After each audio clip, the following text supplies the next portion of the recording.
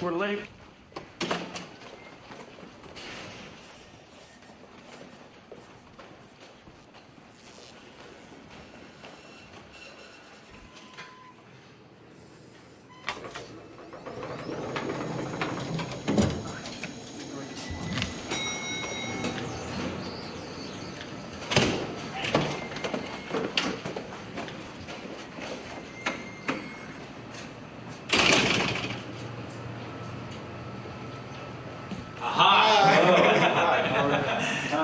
Let me figure out here. You're Ian. Yes. I'm looking at your hair. And Kurt, how do you do? So, have you guys had lunch yet? I brought a sandwich, and so I was going to maybe either grab that, or I didn't know if you wanted to go out and get something. And so we should come in. Sit down. I've got 2 chairs.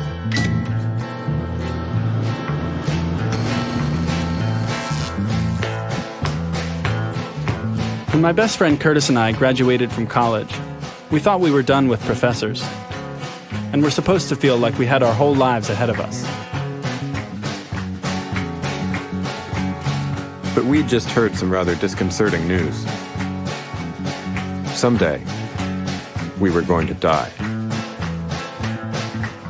And maybe sooner than we thought. For the first time in American history, our generation was at risk of having a shorter lifespan than our parents. And it was because of what we ate. So we started to keep track of what we were eating.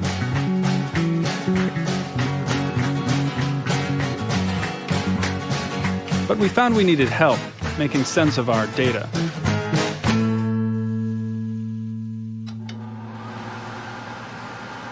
So hair is a continuous recorder. It's a tape recorder of diet. And so this hamburger that becomes part of my diet will eventually find its way into my hair.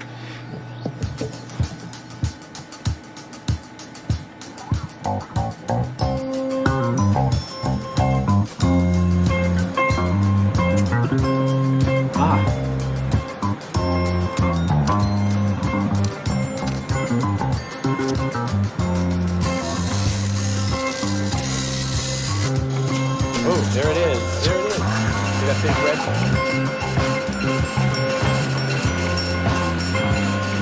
All right. Well, I've analyzed your hair, and the real conclusion is that the carbon in your bodies really originates from corn. From corn. When I'm talking about corn, I'm not talking about corn on the cob, sweet corn. I'm talking about the corn that's being used as a material that's going into the foods that we use ubiquitously. The apple juices and the grape juices that are canned and they say sweet, that's going to be a high fructose corn syrup. And then you look down the meats, beefs, porks, chickens. You feed them corn, and that gets turned into their biomass that we consume. And you walk down the cookie aisle. Cornstarch, corn gluten meal, hydrolyzed corn protein, Corn syrup, corn starch, corn syrup solids, cornstarch, hydrolyzed corn protein. High fructose corn syrup. High fructose corn syrup. corn king bacon.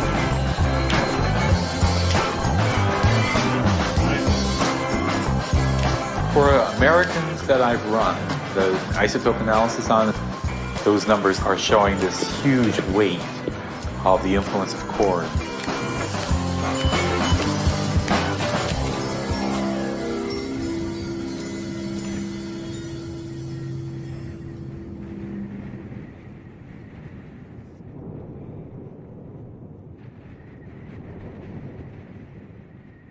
Mr. Charles Pyatt, 2637 Floyd Line Street, Greene, Iowa, 50636. Dear Mr. Pyatt, I hope December finds you well. We got your name from a corn growers association. They suggested you were the kind of guy who might be willing to help us out with a rather unusual idea. We recently learned that people who grew up eating the way we did are basically made out of corn. What the heck? We're writing with a strange proposal. We want to move to Iowa and plant a single acre of corn on your land. We don't know a thing about corn. Seems like a good time to find out. Sincerely, Ian Cheney and Curtis Ellis.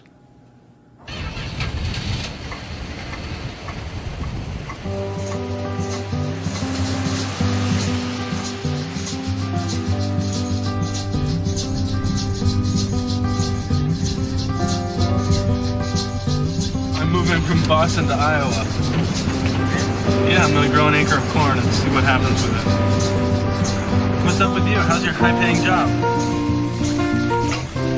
Ian and I had grown up on the coast, but for some reason, we felt drawn to the Midwest. Can I have the biscuits with gravy? Maybe it was because a long time before there was corn in our hair, there was corn in our genes. By incredible coincidence, Ian and I each had a great-grandfather from the same tiny county in rural Iowa.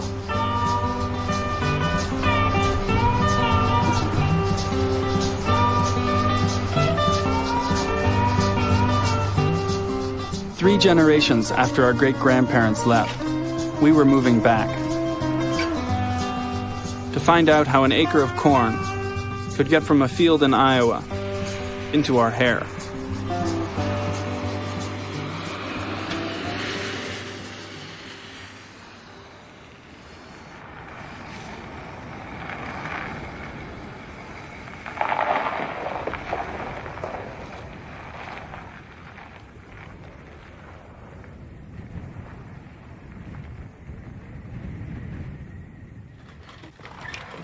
Well, my dad bought this farm back in the Depression, back in 36, I think. My grandparents lived on the next one down east over here, and they moved in there in 1900. Is it always this cold? Well, sometimes it gets chillier.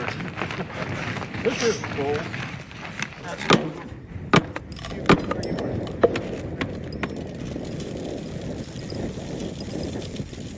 That's what it looks like. Where do you think our acre ought to be? Right out in here. And How big's an acre? an acre, half, I guess probably about 8 rows here. Okay. Something like that. Would make all the way through as far as you can see. 8 rows would make an acre. So from here, 2, 3, 4, 5.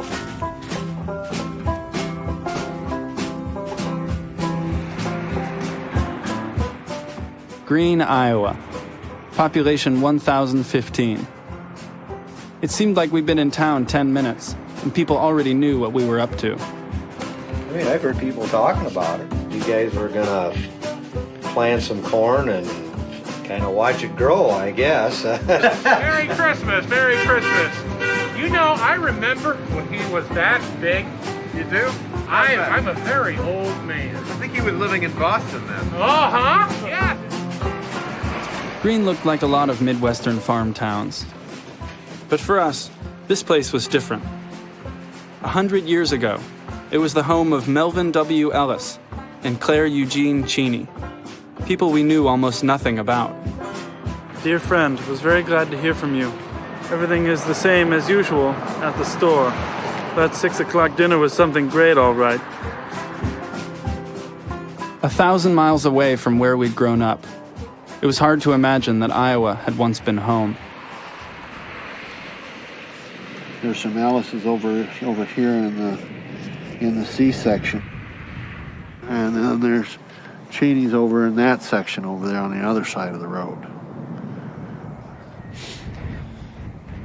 It's the strangest of coincidences that Ian and I became friends, and our families come from this tiny, tiny town in the middle of the country together.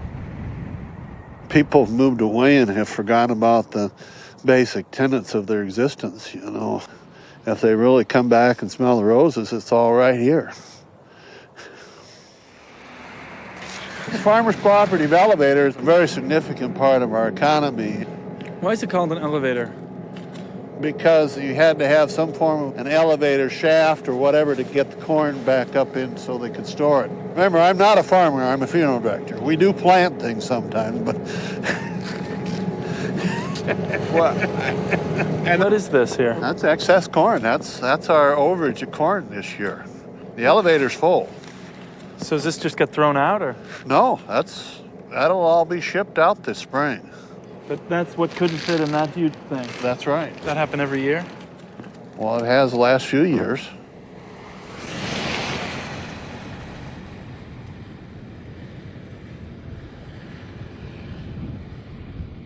If you were given the power to design an ideal place to grow the corn crop with all of its requirements and all of its characteristics, you would design something that looked very much like Iowa.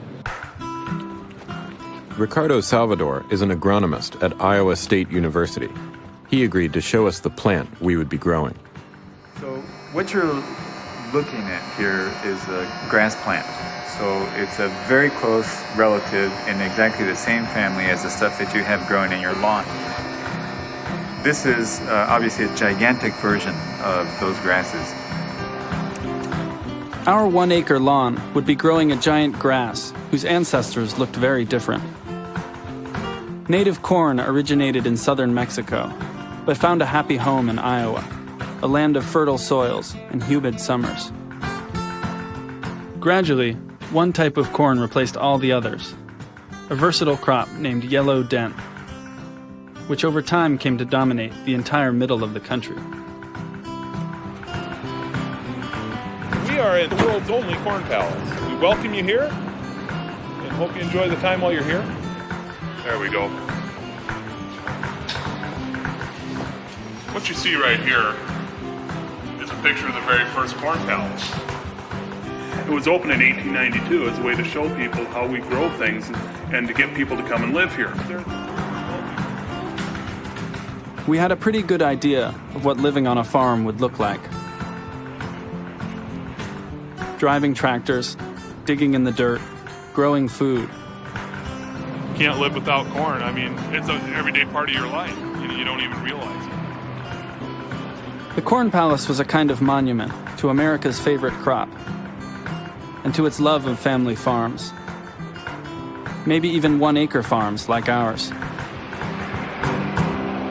got to follow your dream and give it your best shot, really. Everything starts out as a dream.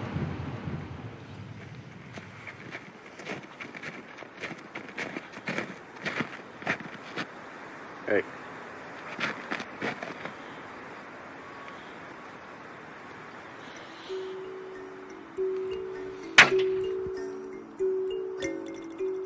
It was going to be a long time before we could do anything we'd thought of as farming.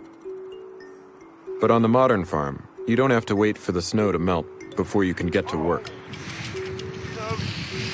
Got nothing. This looks like good. The first thing you should really understand is what the farm program is. And it's a very complicated program we have now. Okay, so you got corn, you got 1 acre, here's your base. Well, here we've got a chart that shows that the direct payment on corn is going to be 28 cents Payment from from the U.S. government. Whether you like it or not, it's part of growing corn. Did or will you plant or produce an agricultural commodity on land for which a highly erodible determination has not been made? $29. So you're gonna get 14 now and you'll get 14 in October. I don't know of a single farm out here that isn't in the government program. I'll guarantee you, if you go out and just raise an acre of corn without any government payments, you're gonna lose money. Really? Definitely.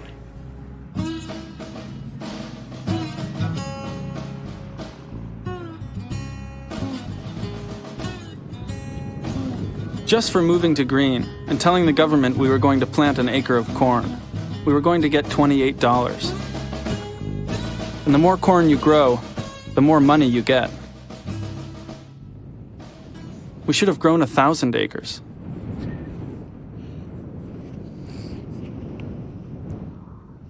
I just found this the other day, and now I got somebody to show it to. It didn't take long to find relatives in Greene. Dawn Cheney, the widow of my third cousin, Paul Cheney, lived on the same farm where my great-grandfather grew up. There's his plane. Uncle Claire's plane. Claire Cheney, my great-grandfather, had what looked like a typical childhood on the farm. There's the silo and there's the hog house. On the old Cheney farm, they grew almost all the food they ate, and it looked a lot like the kind of farm we'd grown up imagining. Ray Cheney. Do you think I look like these folks? Sure you do. You're a Cheney. You're a Cheney. Now there's the barn. The Cheney farm was supported through the years by farm subsidies, an earlier version of the program we'd signed up for. In those days, the government supported family farms by stabilizing the amount of corn produced each year. This sometimes meant taking land out of production. With supply and demand in balance, crop prices stayed high. For years, the program kept farms like the Cheneys afloat by limiting the amount of grain that got to market. But in 1973, a new Secretary of Agriculture, Earl L. Butz, reoriented the farm program. What we want out of agriculture is plenty of food, and that's our drive now. We have experienced a 180-degree turn in the philosophy of our farm programs.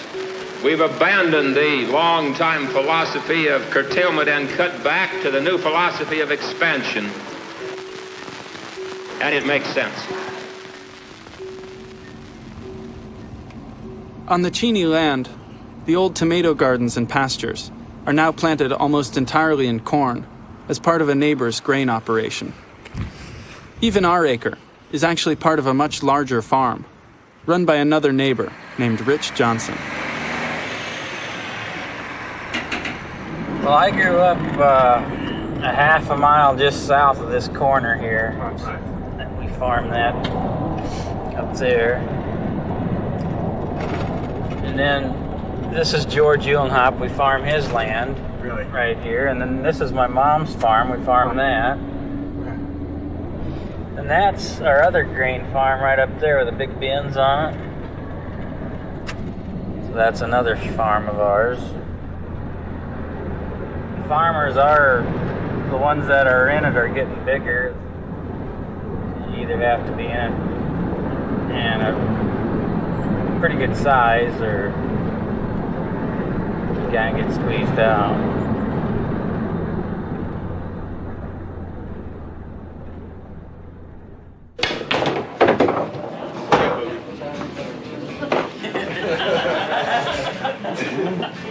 How many bushels do you expect to get off an acre? 1,000. I think you're dreaming.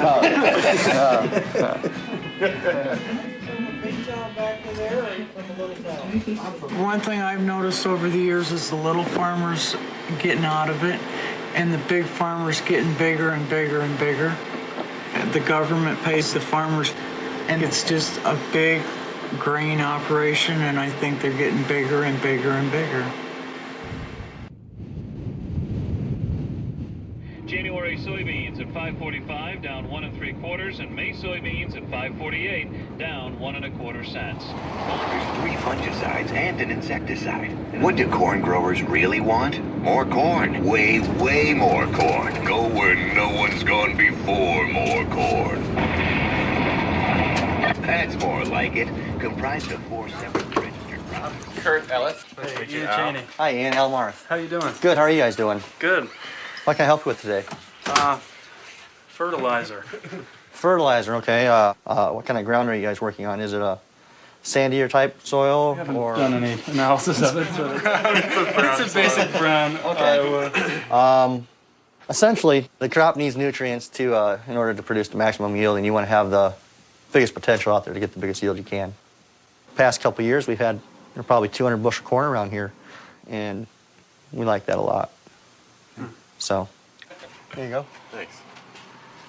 Look like a farmer now.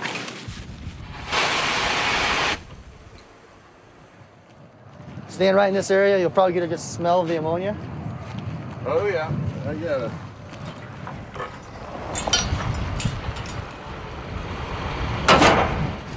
Any advice for driving with this thing? Yeah, don't hit anything. That's a bad thing.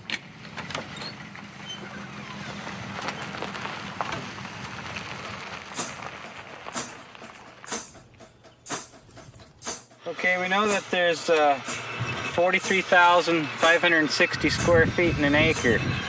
And we're going to try to mark out 1 acre for corn. So I push this forward? Yeah, push it forward. Terrified. All right, we're up. All right. Are you kidding?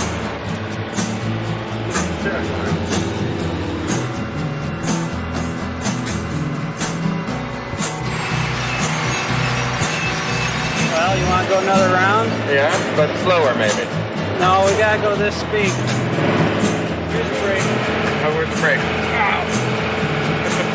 All right, I'm very bad at driving a tractor. Well, let's go. All right.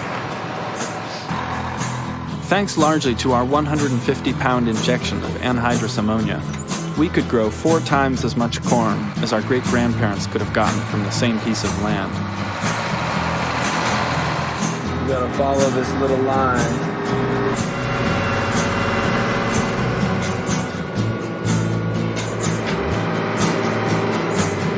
Stop!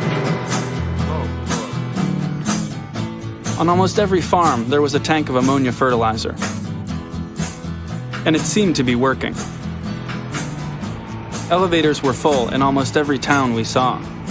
In fact, they were a lot more than full.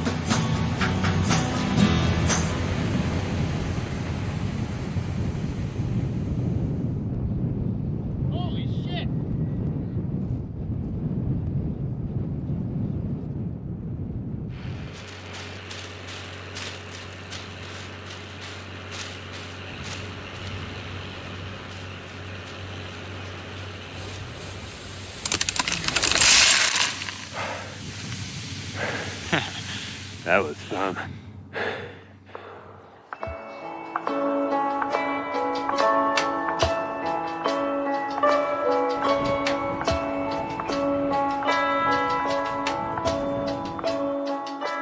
So Mina Walliser would have been your aunt, and Melvin Wilbur Ellis was my great-grandfather. The closest relative I could find was a third cousin, twice removed, who explained that my great-grandfather was in the farm machinery business. That's an Oliver 70 tractor. Great-grandfather Melvin would have made that. His factory in Charles City manufactured those. Just north of Greene, Melvin W. Ellis ran the Hart Parr Tractor Works, where they built Old Reliable, the first machine ever to be called a tractor.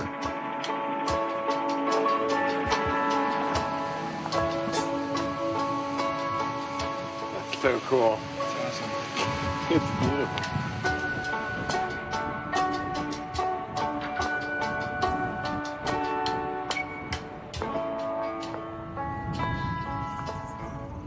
About 1939, just before World War II started. We got an M farm hull and a 10-foot power binder. Well, that changed a lot. As the tractor progressed, you didn't have to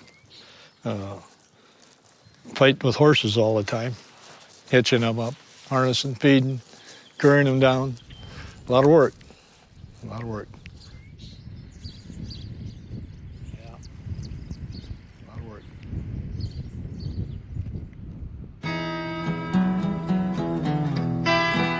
As tractors took over work on the farm, a single farmer could work more and more land.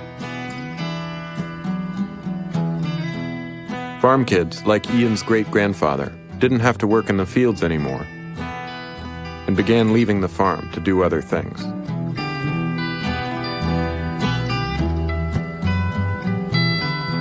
Claire Cheney bought one of the first planes in the county, got a job making aerial maps of farmland, and saw from above as corn farms got bigger and bigger.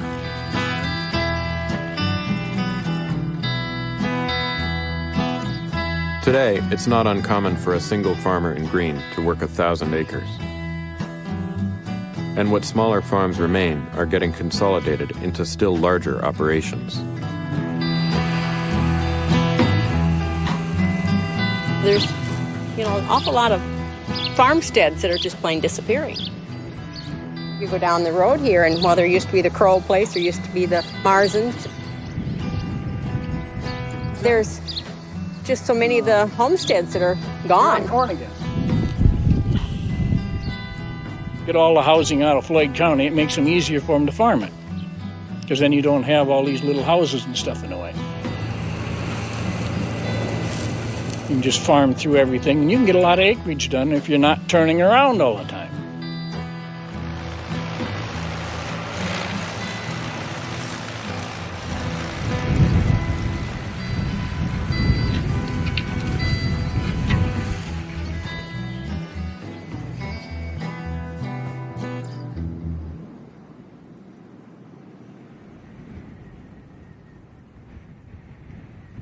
It's the 4th of May today, and the ground is fairly good and warm. We come in here with a planter. We planted Liberty Link corn at a population of about 31,000. 31,000. Kernels to the acre.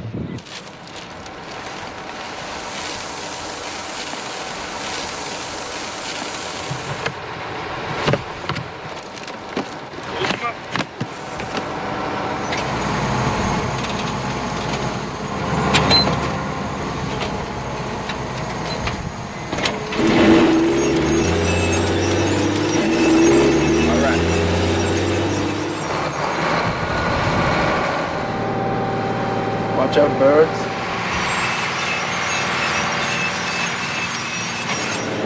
That'll take care of about your acre right there.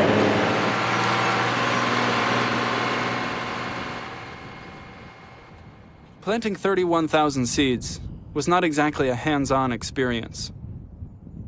But then again, it only took us 18 minutes.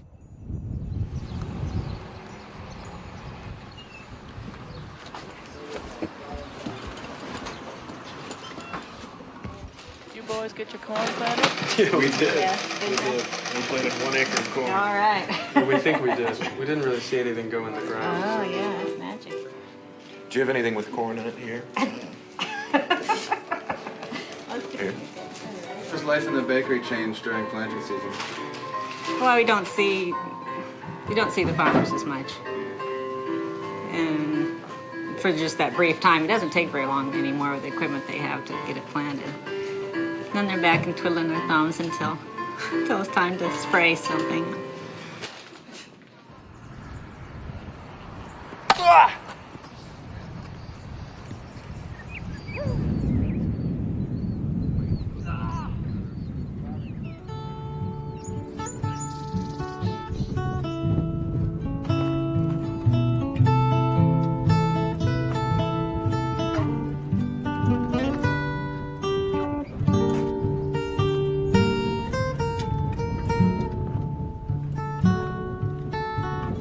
What you're growing is an industrialized corn. It has been changed over the last 20, 30, 40, 50 years with one goal in mind, which is yield. The way it was done was not to make every plant produce more so much as to make the plants tolerate living close together. This plant is kind of an urban creature. It lives in these cities of corn. We are now up to close to 200 bushels of corn per acre. It's what, 10,000 pounds? 5 tons of food from 1 acre of land. It's an amazing amount of food.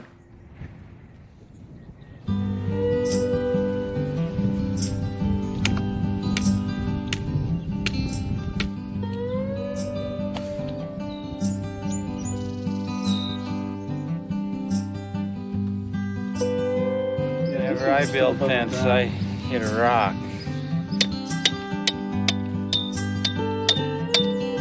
Maybe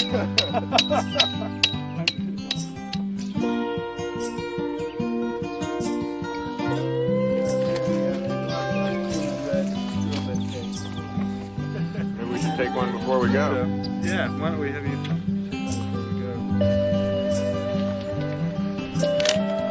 Yeah, pretty awesome.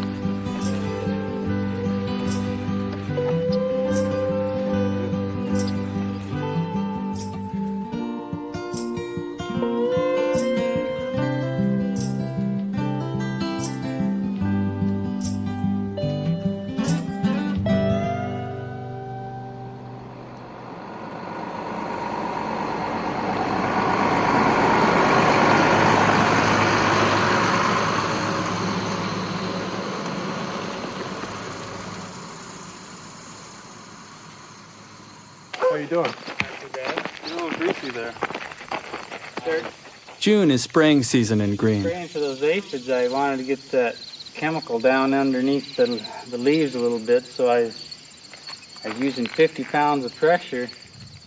I was traveling 12 miles. This 90-foot sprayer was going to be the key to fighting the age-old nemesis of farmers everywhere: weeds. And the first weed we found on our acre was weed. It's hemp that they used in World War II to make rope out of. But it's the same plant. As It just doesn't have they claim it don't have the kick to it. I don't know. It grows wild out well, that's pretty great. there. So What a you guys big will be guy. hunting ditches. I ain't gonna tell you where I found it. Let's see you. All right. Check brought us this marijuana.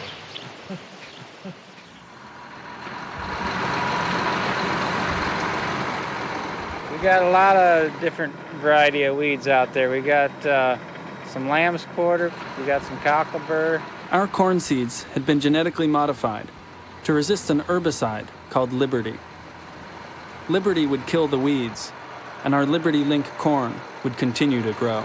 We got to be careful not to put Liberty chemical on a cornfield that isn't Liberty Link corn, or it'll just kill it.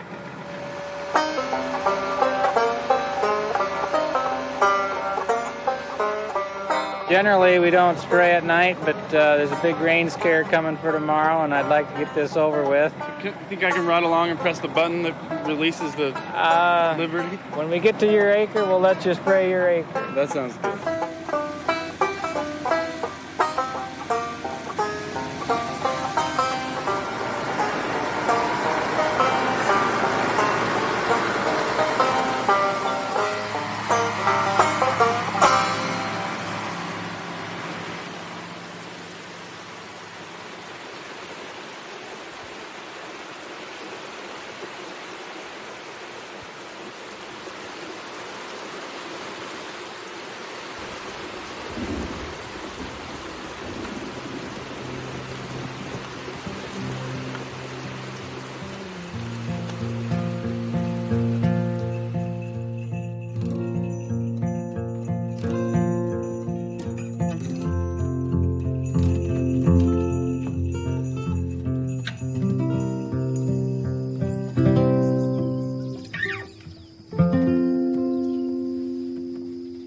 I used to have these dreams that I was flying, flying in dreams.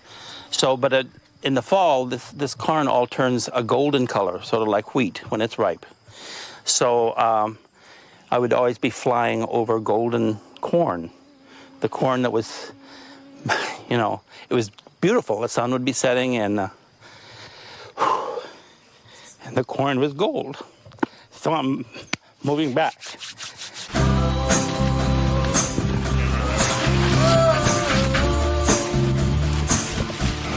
In July, my third cousin Bruce, who had grown up a farm kid in Greene, moved back to town to retire. Our acre starts about 50 yards in. There's a little pink flag stuck in the ground. Okay. So why are we going against the grain?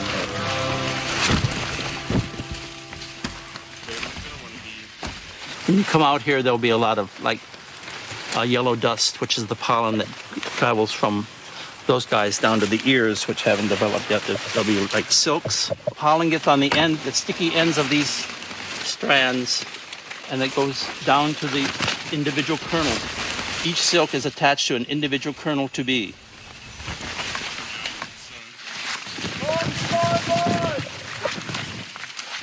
The corner of our acre. Where is it? In the corn. Yeah, look at that. Where is it? Oh, yeah.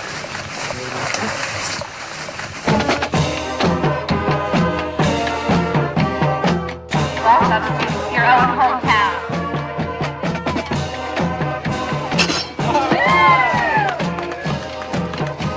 We are in the lovely town of Greene, Iowa, celebrating Green River Days. I'm the Queen of Greene. Yep. Greene has always been an agricultural community, and Iowa alone would produce enough corn to feed the entire United States. The agriculture of our great-grandparents had come a long way. Kurt's great-grandfather's tractors had evolved into 32-row planters and sprayers with a 90-foot span. And if my great-grandfather Claire could fly his plane over the Corn Belt today, he would see more than 2 trillion corn plants, the largest corn crop in American history.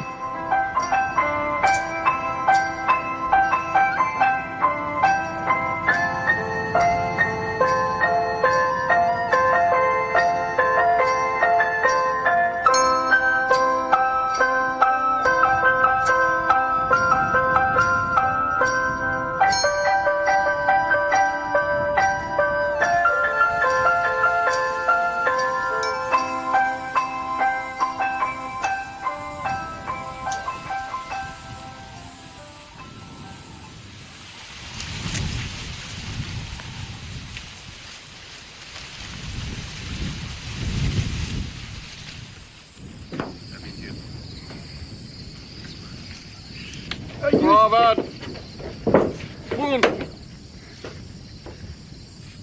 Curtis and I are going to do a taste test on our corn to see how it's coming along, to see how it's tasting. It looks good. It looks great.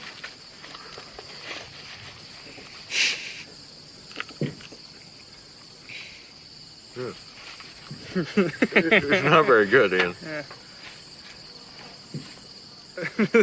Tastes like soda. I think that looks like a nice corn porridge.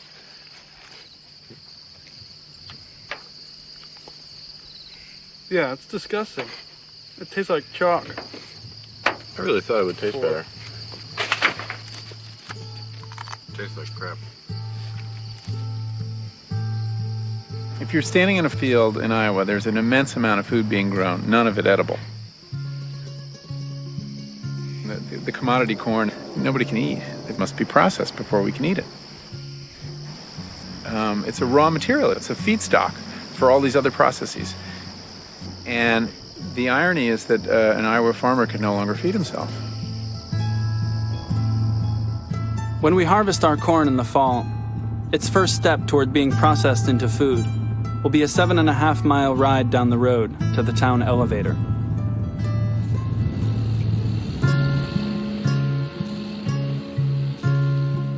So in the fall, when you do harvest your acre of corn, it'll come into the elevator here, where we'll pull across a scale, weigh your truck or wagon, and then it will be pulled across to the dump pit, where it'll be dumped in with a bunch of other corn.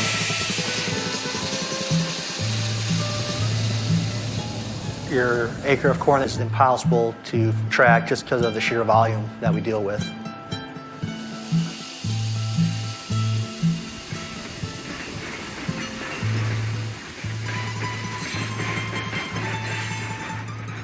We were still months away from harvest, but our work on the farm was basically done. It was already clear that when the time came to say goodbye to the corn from our acre, we would never know exactly where it would end up.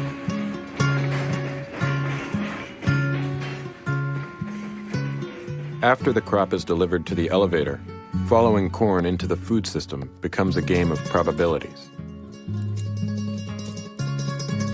Of the 10,000 pounds of corn our acre is likely to produce, 32% will be either exported or turned into ethanol, in neither case ending up in our food or in our hair. Ethanol. But 490 pounds will become sweeteners, like high fructose corn syrup, and more than half our crop, a full 5,500 pounds, will be fed to animals to become meat. So while our corn matured in the field, we decided to look into its eventual fate and try to go where corn goes.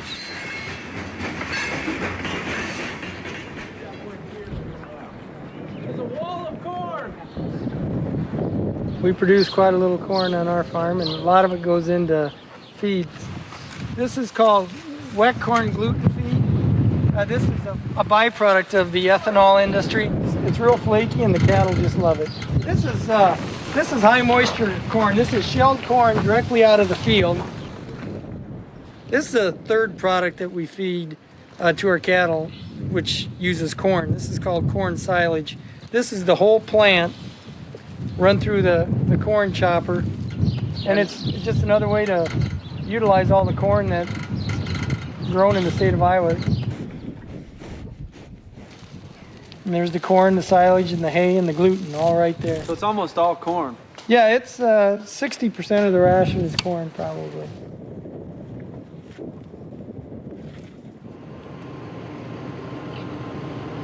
Look at that, man. Like a mop on his head.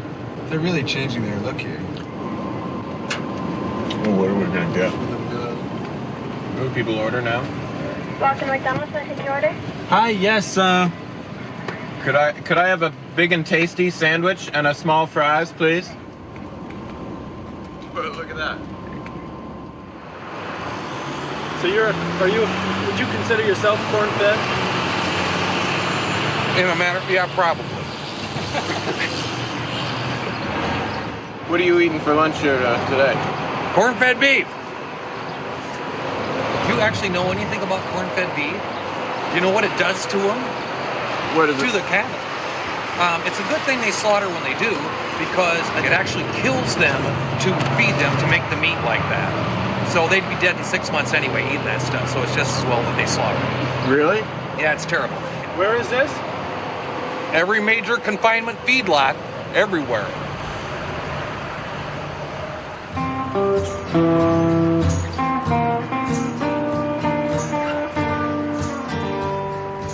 We'd moved to Iowa to grow corn. But to see where corn goes, we would have to leave the Corn Belt.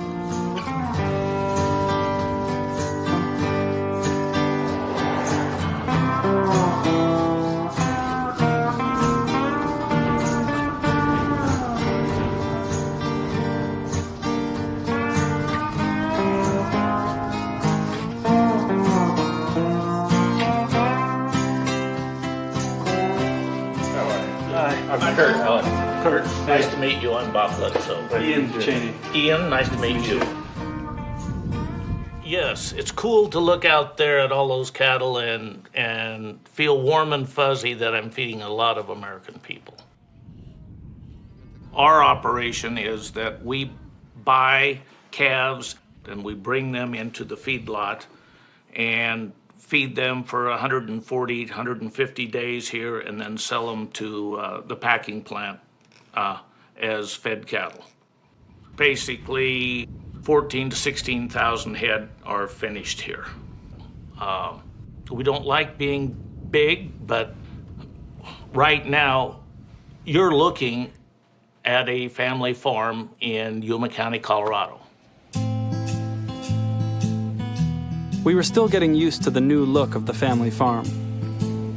But the farms in Colorado did have one major thing in common with the farms we'd seen in Iowa. We're a cattle company, but we do grow a lot of corn. About 7,000 acres every year. And it is all used for animal feed.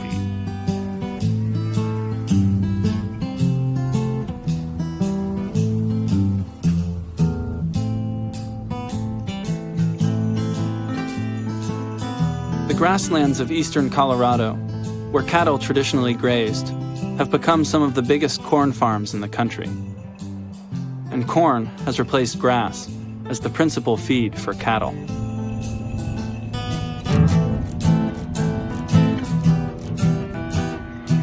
The mass production of corn drives the mass production of animal protein in confined operations. And you got to have cheap feed to do the confinements. That's my brand. I just sold these to the feedlot in March. You know, I really don't have many other alternatives. At Sue Jarrett's cow-calf operation, we saw how cattle are raised before they go to the feedlot, eating grass on the open range. When Sue's father ran the ranch, cattle spent almost all their lives eating grass, and it took several years to reach market weight. But in recent years, cattle have begun spending more and more of their lives in feedlots. They put on weight faster if you don't let them move. So total confinement, less space for movement. They eat continually, and you get them into the market, into the food chain.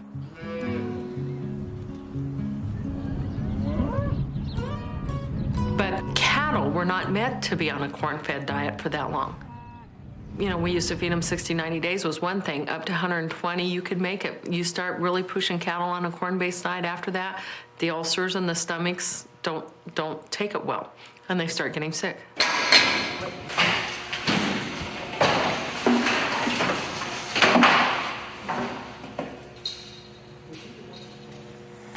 So this is just a hole in the stomach here?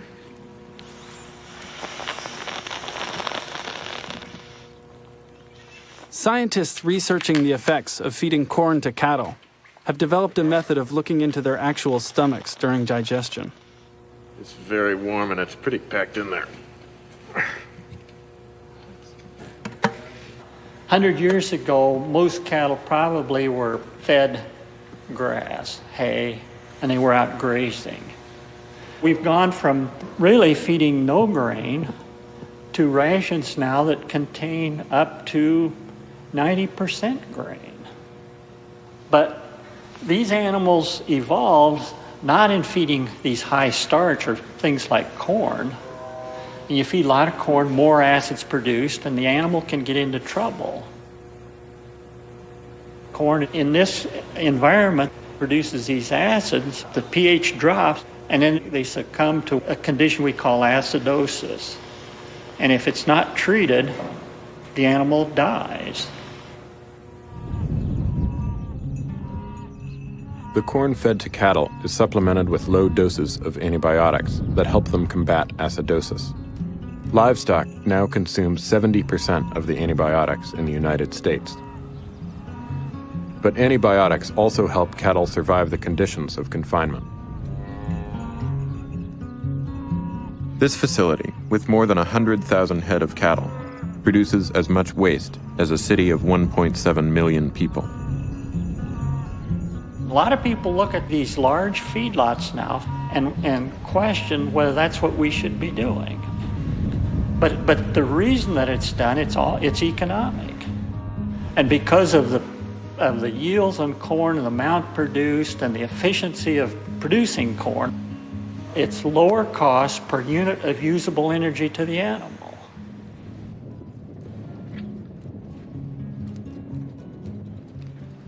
During the last 30 years, corn harvests have increased dramatically. And the price of corn in real dollars has dropped. Largely thanks to a ready supply of cheap corn, eastern Colorado is now home to some of the biggest feedlots in the world. The meat that we eat in this day and age is produced in a feedlot. It's grain-fed meat. And we produce a characteristically obese animal, an animal whose muscle tissue looks more like fat tissue than it does lean meat in wild animals. And if you look at a T-bone steak from a grain-fed cow, it may have as much as 9 grams of saturated fat, whereas a comparable steak from a grass-fed animal would have 1.3 grams of saturated fat. And so this is the meat that we eat in America.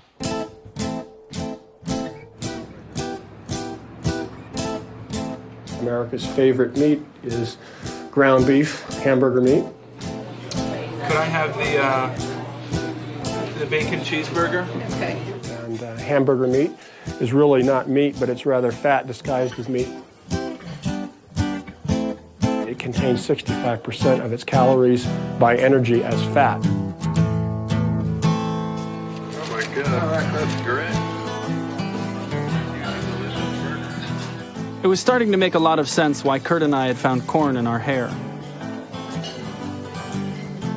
America's favorite meat happened to be our favorite too. Burgers made from corn-fed beef are cheap and easy to find. In fact, if you were born in the last 30 years in America, chances are you've only ever tasted corn-fed beef.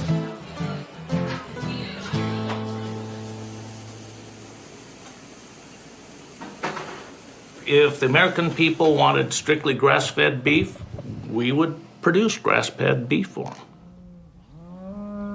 But it's definitely more expensive. And one of the tenets in America is America wants and demands cheap food.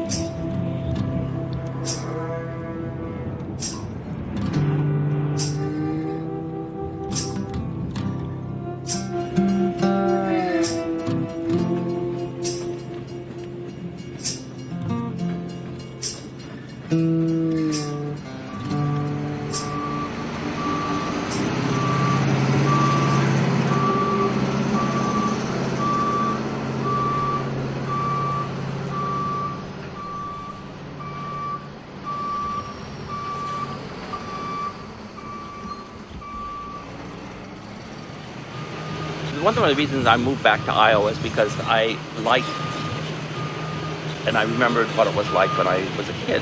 And this is so homey to have this little wooden building, and that tiny little wooden building was enough to store all the crops of the people around here.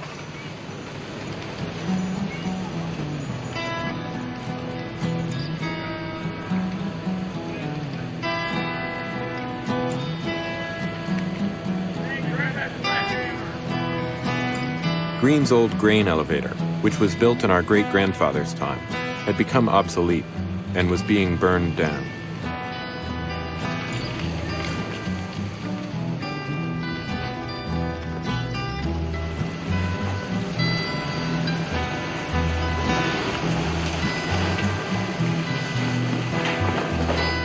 It used to all fit in that small wooden building, and now, it doesn't even fit into the huge concrete structure that we have over there. The amount of acreage has gone up, and the productivity per acre has gone up. So the amount of production, it's just incredible.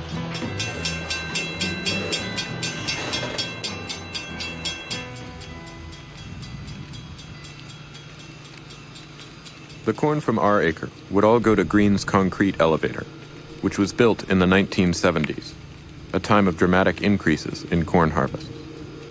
After decades of subsidy programs and all these incredible regulations on what farmers could grow and how much and where, the government was saying, it's all over. Grow your operation. You've got to plant more land, plant fence row to fence row, boys, and buy out your neighbor if he's not willing to grow.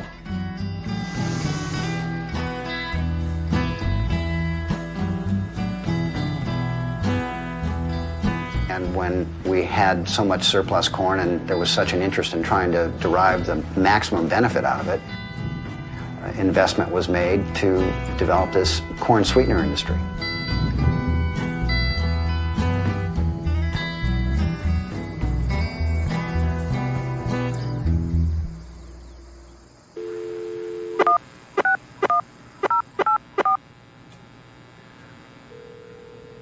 I was wondering if it might be possible to visit a corn syrup factory sometime. Visit in what sense? Heard starting back sooner, been in and out of the office. On camera, off camera? On camera. We don't allow cameras into the plants. Oh, yeah, look at that. The real reason for the security of these plants and food processing facilities is as much about the security of the food that's being created as it is your personal safety. I was wondering whether it's possible to make high fructose corn syrup in my home. Well, 15.5% dry moisture, how efficient your separations are. Make it acidic, separate it in the wet milling process. 1% divided by 50, leave it there for a while, counterflow water wash on it. Once you pour off all that crap, then you're going to have to go in the bottom. You're going to have to add water in, yeah. Okay, thanks so much. Take care. Bye. Oh my goodness, that was a marathon. All right, so step one apparently is soaking this corn in water that has been heated to 140 degrees. And we're also supposed to put in sulfuric acid at 200 parts per million, which is a tiny parts per gallon. 0.0007. So 7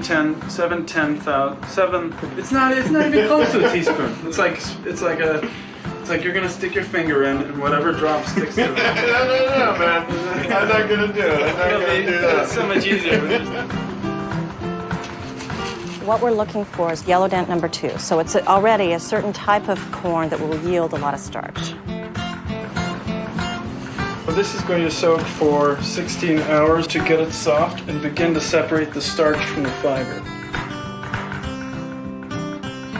All right, day 2. It smells sweet. What does something sweet smell like? Sugar? Yes. There's a lot of technology, quote unquote, that goes into making corn sweetener. All right, step 2, physically damage the corn.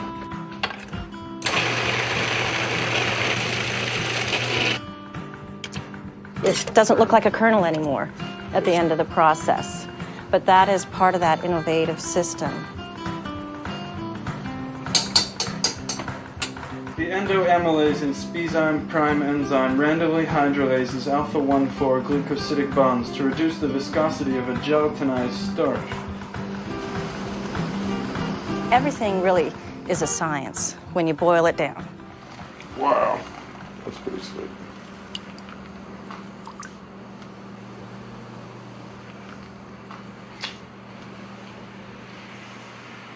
It's sweet.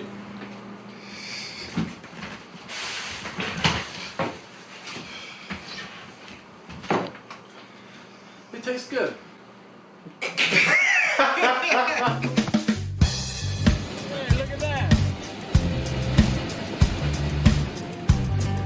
Prior to about 1970, nobody ate high fructose corn syrup because it was too expensive to make. Today, the dominant sugar in the Western diet now comes from corn. Corn is very cheap, so it's beneficial for people that are making processed foods to sweeten their product with high fructose corn syrup because it costs them less, so they save money. Okay, Food and beverage manufacturers were looking for a lower cost sugar substitute. By the late 80s, we had fully taken over half of the sweetening market in the United States. High fructose corn syrup is known to enhance flavors of spices and fruits. It lessens the acidic quality of spaghetti sauces. It provides good browning properties to breads. It's all a part of a complex, innovative system that makes these foods available to us in such a variety of choices for such low prices.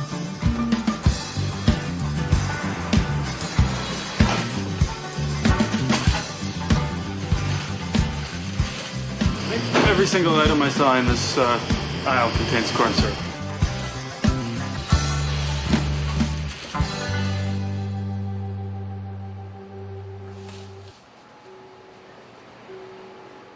In the last 30 years, America's consumption of table sugar has fallen.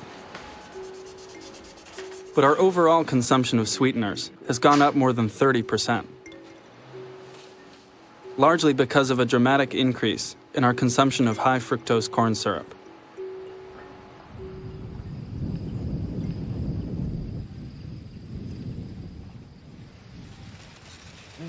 So what's your assessment of the corn crop this year? Oh, it looks terrific in this area. I think you're going to have a big corn crop, yeah. What do you think we're going to yield on our corn here? Oh, I would guess you'd be someplace between 160 and 180. But that's just a guess. I ain't even walked in it, so.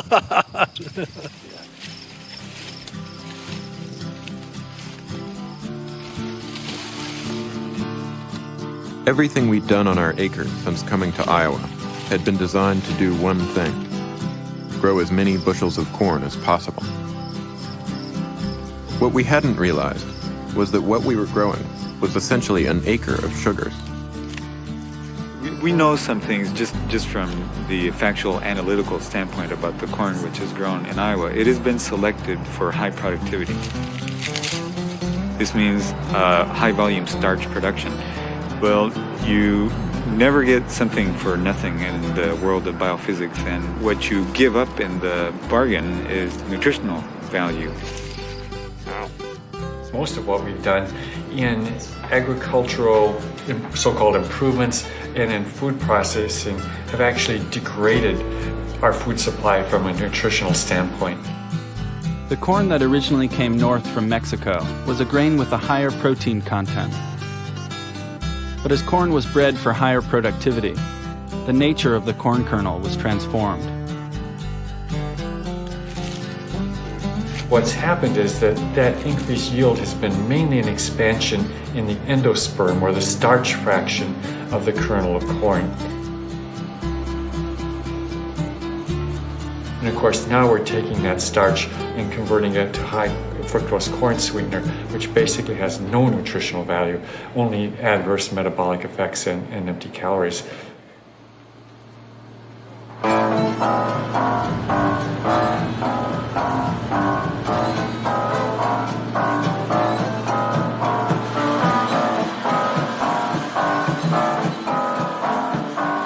For each kernel of our corn turned into high fructose corn syrup, there's a nearly 70% chance it will end up sweetening a beverage, likely headed for a big city far from the Corn Belt. In Brooklyn, New York, about 139 million gallons of soda are consumed each year, sweetened by 20,000 acres of corn.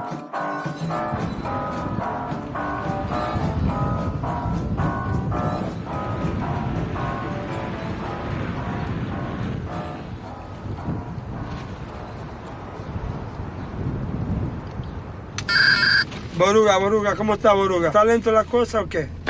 Así mero, así mero. Yeah, right now we are at 5th Avenue and Park Slope, Brooklyn, New York. And you grew up here? Grew up right in this neighborhood. Was born in Methodist Hospital. We've been growing this acre of corn in Iowa and trying to figure out where the corn will go when it leaves our farm. And so we've been following the story of corn syrup. Tell you what, just stopping into a bodega and buying a bottle of soda. It doesn't matter if it's a Pepsi or Coke or it doesn't matter. Any soda product contains corn syrup. There's a soda, I don't know if they still have it out. It was called Colonial Grape. That had to be the sweetest grape soda I ever drank. I don't know if it had more sugar or more corn syrup than any other one, but up to 2 liters a day, maybe more. One of the great changes in the American food supply during the last 20 years is that we are now drinking many more calories than we were before. And there does seem to be something about drinking calories in the form of soda, for example, that just doesn't generate the stop signals. I actually never thought that soda would be a large problem to drink, but I could show you a picture over here. The way I used to be, I used to weigh over 300 pounds. That's me right there.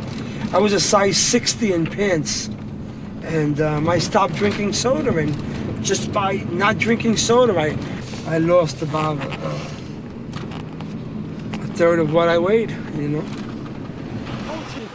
We have an explosion of obesity. That's probably the most conspicuous symptom of the nutritional crisis occurring in America. But the obesity is only just part of it. High consumption of sweeteners like high fructose corn syrup has quite adverse metabolic effects. And what we see in our long-term studies is higher risk of type 2 diabetes as well.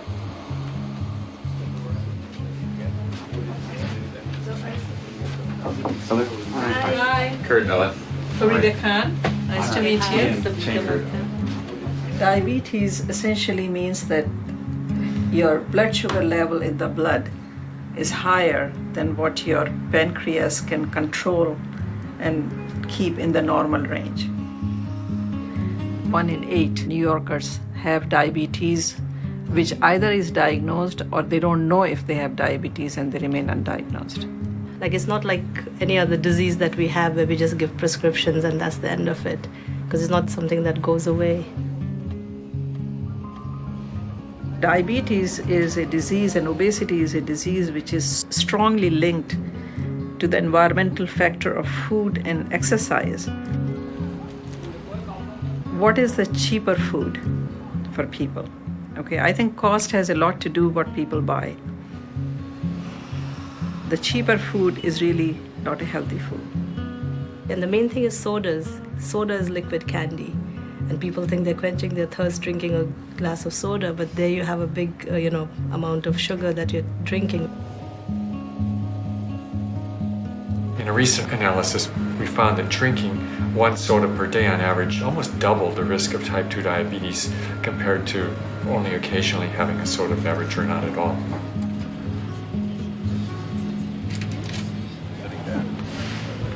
My dad, he had a pain in his toe for over 6 months, and he found out he was diabetic that way. And they cut his big toe off. And before my father died, it went from his toe to his foot to below the knee to above the knee, and then he wanted to start cutting on the other leg. My dad said no, that was enough, and he just gave up. My mom died a direct result of diabetes. My grandmother died a direct result of diabetes. My sister Madeline, she's been a diabetic for years. I was recently diagnosed with diabetes. We don't think of what we're putting into our system. We don't really think about it.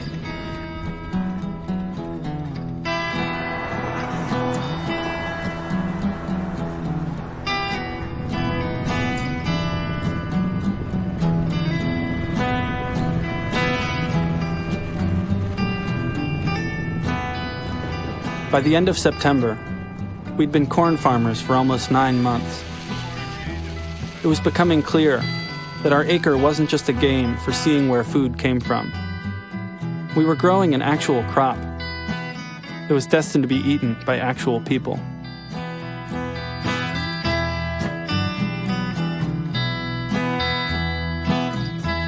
If you take that meal, you take that McDonald's meal, you don't realize it when you eat it, but you're eating corn. Beef has been corn-fed. Soda is corn. It's all high fructose corn syrup. That's the main ingredient. Even the French fries, which are, half the calories in the French fries come from the fat that they're fried in, and that fat is liable to be corn oil or soy oil. And so when you're at that McDonald's, you're eating Iowa food. Everything on your plate is corn.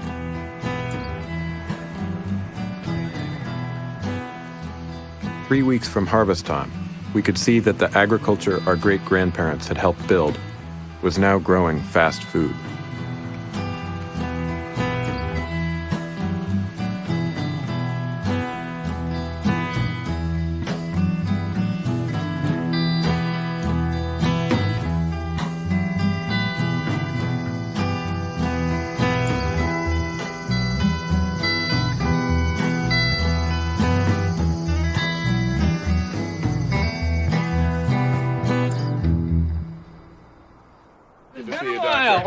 How you doing? Good, thanks. Come on in. Right.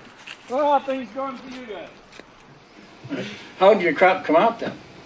Well, we haven't harvested it yet, so we don't know how much What the yield is? what the yield is and stuff. But it from far as I can tell, it looks like everybody else's corn. So Yeah, it's standing up. it's standing up and it's kind of yellow and hard. And I think our problem is figuring out what we want to do with it once we harvest it, because we've been out figuring out where it could go, and none of our options seem particularly attractive. And I'm not terribly impressed with. And you shouldn't be. Yeah. Should be impressed at the stupidity. We aren't growing quality. We're growing crap. Poorest quality crap the world's ever seen. We're growing it today. You don't eat the corn that you grow. No. Not saying that I might not grind up a little bit for some cornmeal, but I basically don't. I don't necessarily grow my corn for food. I don't care what's done with it. I'm selling it. It's the bottom line. You don't think we have enough corn? We've got lots of corn.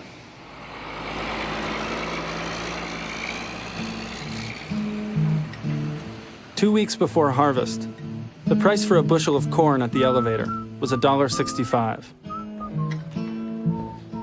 We had spent $142 to rent the acre, and with $133.24 for seed and chemicals, and $74.68 to rent and run the equipment, our total costs added up to $349.92. But even if we got a huge yield, like 200 bushels, we would only get paid $330 from the elevator, a loss of $19.92.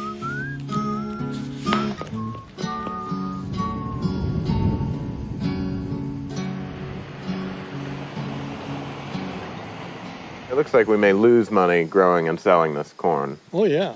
but we might make a little bit. But you'll make money off the government. And that's what it's all about. Well, see, you probably only had half of your initial payment. You get that. Then you'll get a countercyclical payment. And now you're going to get a loan deficiency payment. It's the government payments that are keeping the guys going. It ain't the value of the crops. How much money do you think comes into Greene every year from the federal government?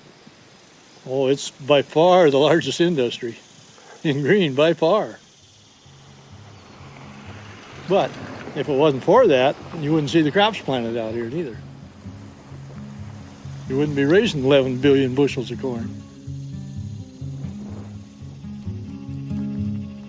Our $19.92 loss was going to be offset by a $28 direct payment from the government and several other subsidy payments that we hadn't even known about. We happen to have a kind of subsidy system, and we haven't always had it, only for the last 30 years or so, that rewards the overproduction of cheap corn. Corn is the crop we've spent the most money on over the past 10 years. And so we've got mountains of grain all over the Midwest because the subsidy programs keep the production going full blast.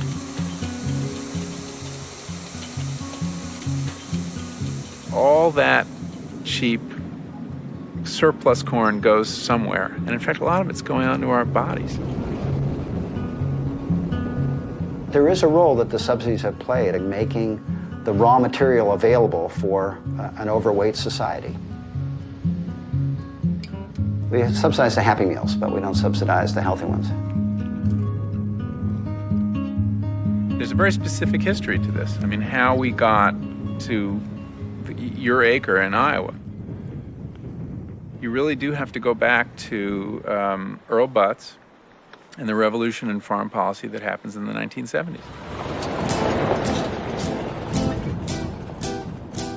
What we want out of agriculture is plenty of food, and that's our drive now.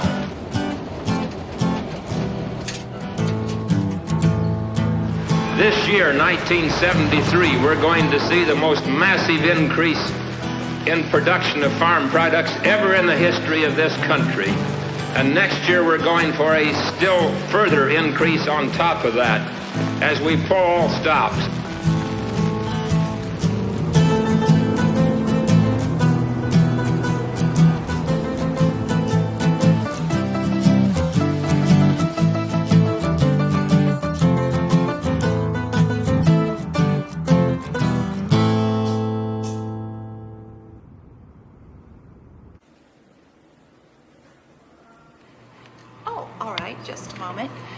Is he expecting you?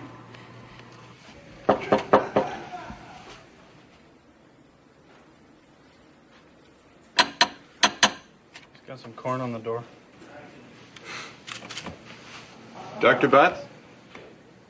We've been making a film, and about a year we've spent growing an acre of corn. Growing an acre of corn, huh? Yes, sir. It was changed from the days when I was your age. What part did you play in creating the food system that we have today? When I was a youngster on the farm, we had these programs cutting back on production. We paid farmers not to produce. One of the stupidest things we ever did, I think. But they got paid for not producing instead of paid for producing. And when I became secretary, we stopped that system. We've heard from some people that they think there is too much food. What do you think of that? Well, that's the basis of our affluence now. The fact that we spend less on food. It's America's best kept secret. We feed ourselves with approximately 16 or 17% of our take-home pay. That's marvelous. That's a very small chunk to feed ourselves. And that includes all the meals we eat at restaurants, all the fancy doodads we get in our food system. I don't see much room for improvement there, which means we'll spend our surplus cash on something else.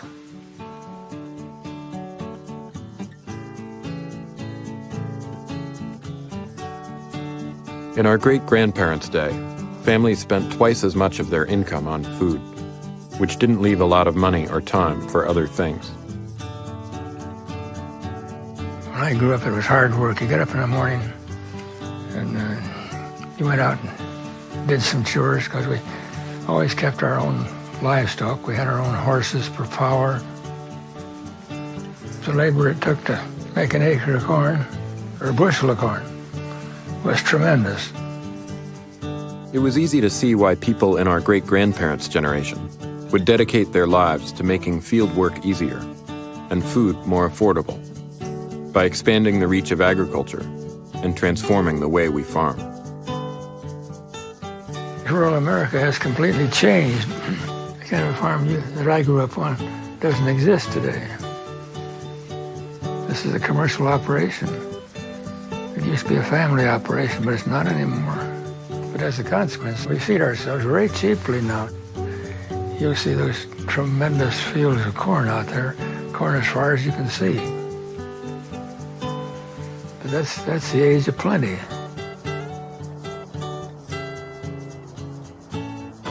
It was Earl Butts's farm program that made our great-grandparents' dream of plenty a reality. We spend less of our income on food than any generation in history.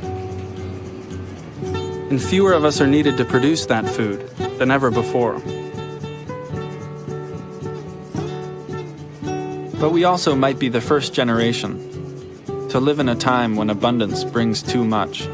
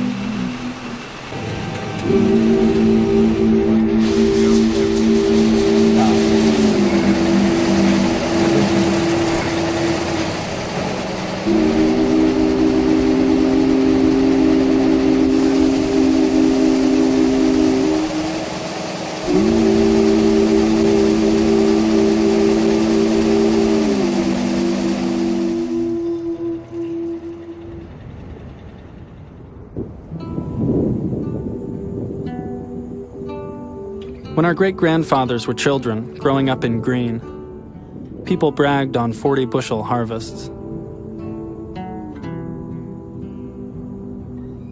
100 years later, we harvested almost 180 bushels, what for our time was quite average. Our small part of the biggest corn harvest in American history.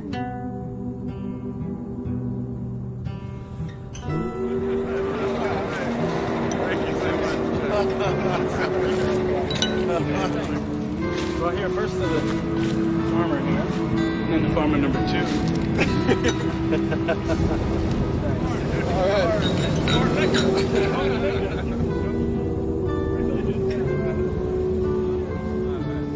And I farmed all my life, practically. Personally, I don't like the looks of where we're headed, but maybe some people say there's no stopping it. I think we're going to look at industrialized agriculture. That's really what we're looking at now. You know, larger and larger operations all the time. Well, it's a cheap food policy, let's face it. As we push the cart down the grocery aisle, we don't really stop and think about everything that has some of our homegrown products in it. Our big thing is producing as many bushels as we can from the acres that we plant. 5 feet.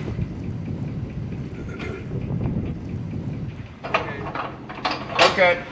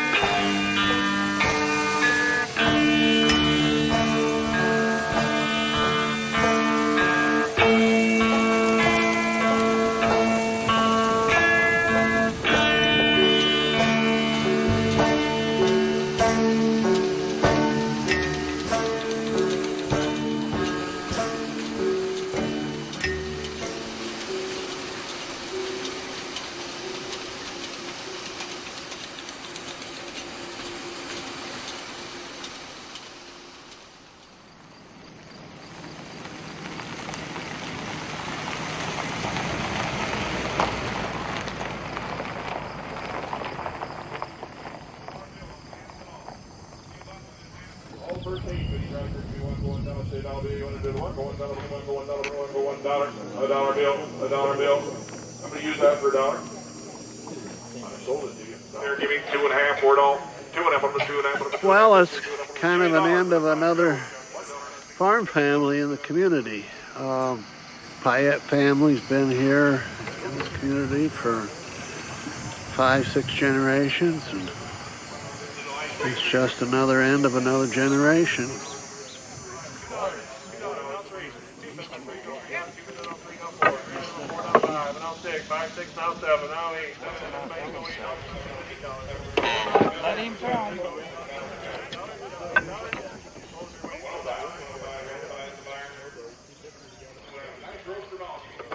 You grew up here, right? Yeah, born right here in this room. It's all the farther I ever got in life. How are you going to feel about leaving Greene? Oh, so-so, I don't know. We'll see. We are wondering if there's any way you'd let us try and raise the money to actually buy that acre. And you guys, you're going to starve this country.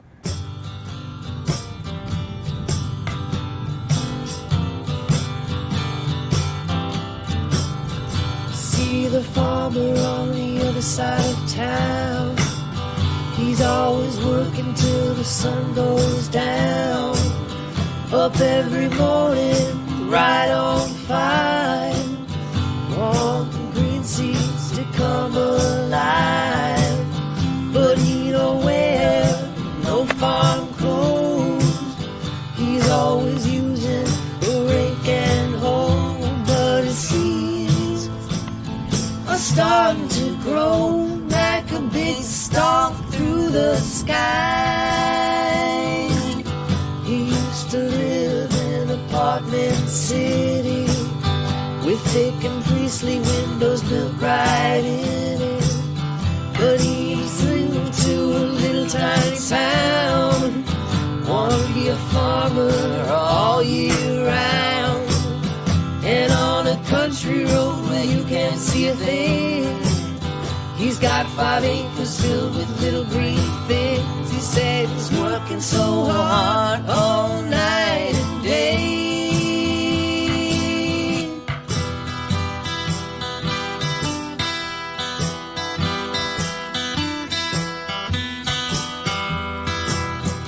Mr. Farmer, let me watch your crops. Mr. Farmer, let me water your crops. Mr. Farmer, let me harvest your crops. I wanna have a dream come true. I said, farmer, farmer, farmer, I wanna be just like you. See the farmer walking downtown, always draws a crowd when he's around. He's always wearing seedy clothes. He shows them all wherever he goes. You can spot him anywhere. Got a bright pink thumb, but he don't care. I said he looks like something from a very bad dream.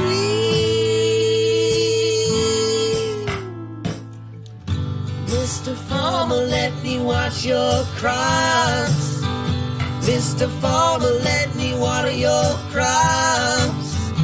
Mr. Farmer, let me harvest your crops. Mr. Farmer, let me save your crops. I said,